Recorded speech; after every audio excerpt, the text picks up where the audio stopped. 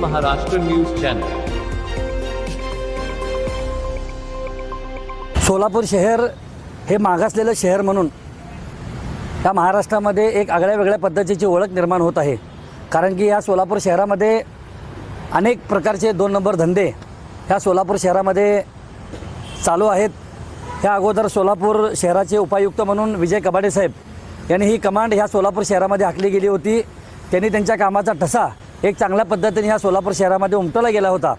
त्यांची दहशत देखील गुन्हेगारांच्या मनामध्ये एक घर करून राहिलेली होती। कारण की कबाडे साहेबांचा कार्यकाळ, त्यांचं कर्तृत्व हे चांगलं ह्या सोलापूर शहराला बघायला मिळालं होतं।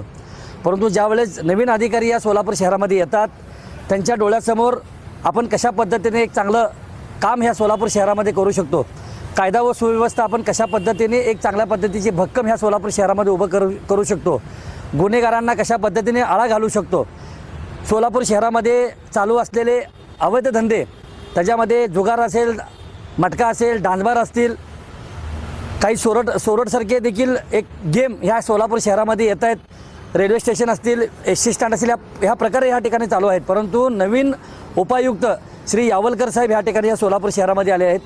असं कळतं आहे की माननीय सोलापूर शहराचे आयुक्त असतील किंवा उपायुक्त असतील, त्या लोकांना, ह्या चांगल्या अधिकाऱ्यांना भारतीय जनता पार्टीचा असा कोणी एक आमदार आहे किंवा तो त्यांच्यावर दबाव टाकतोय की त्यांचा वसूलदार म्हणून त्या ठिकाणी ह्या सोलापूर शहरामध्ये वसूलदार म्हणून त्यांची नियुक्ती झाली पाहिजे।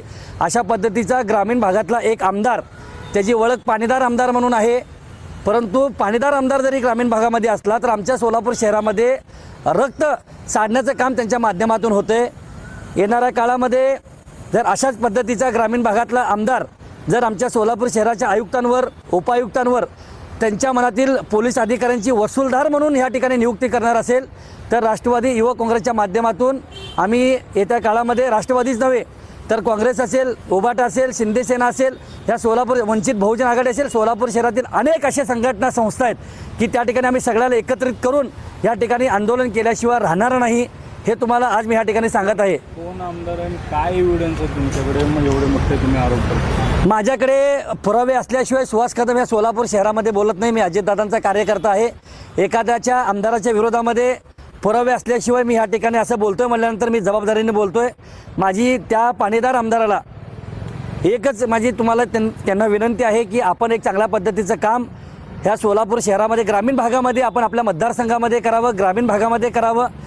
आदरणीय देवेंद्र फडणवीस साहेब तुमच्यावर जर अशा पद्धतीचा विश्वास ठेवत असतील आणि त्यांच्या विश्वासाला जर तुम्ही अशा तडा देण्याचं जर काम करत असाल आणि सोलापूर शहरामध्ये अवैध धंदे चालू करण्यासाठी जर तुम्ही तुमच्या मर्जीतील, तुमच्या मनातील पोलीस अधिकाऱ्यांची नियुक्ती सोलापूर शहरातले झोनचा वसूलदार म्हणून करत असाल तर हे लज्जास्पद आहे। आणि राष्ट्रवादी युवक काँग्रेसच्या माध्यमातून मी राज्याचे सन्माननीय मुख्यमंत्री देवेंद्र फडणवीसांकडे त्या आमदाराची तक्रार करणार आहे। राष्ट्रवादी युवक काँग्रेसच्या माध्यमातून सन्माननीय श्री पोलीस आयुक्त राजकुमार साहेब असतील किंवा आपले झोनचे उपायुक्त यावलकर साहेब असतील, यांना भेटण्यासाठी आमचं शिष्टमंडळ गेलं होतं। परंतु त्या ठिकाणी सोलापूर महानगरपालिकेमध्ये बकरीदच्या पार्श्वभूमीवर अनेक अशा मिरवणुकीच्या पार्श्वभूमीवर म्हणजे पुण्यश्लोक अहिल्यादेवी होळकरांच्या पार्श्वभूमीवर या ठिकाणी मीटिंग आयोजित केल्यामुळं साहेबांची भेट होऊ शकली नाही। परंतु आज संध्याकाळी सन्माननीय या सोलापूर शहराचे आयुक्त राजकुमार साहेब असतील किंवा आपले यावलकर साहेब असतील, त्या ठिकाणी मी त्यांच्याकडे तक्रार करणार आहे। आणि सोलापूर शहरातील जर वसूलदारांची जर संख्या बघितली आणि ह्यांच्या जर ह्यांच्या भडगनच्या प्रॉपर्टीचा जर विचार केला तर सोलापूर शहर ह्यांच्या प्रॉपर्टीवर कर्जमुक्त होईल इतका मलिदा ह्या सोलापूर शहरातील वसूलदार लोकांनी कमवलेला आहे। आता ह्यांनाच टार्गेट करणं हे महत्त्वाचा विषय आहे। कारण की ह्यांच्याच आशीर्वादाने या सोलापूर शहरामध्ये 2 नंबर धंदे 100% तर 1000% चालू आहेत।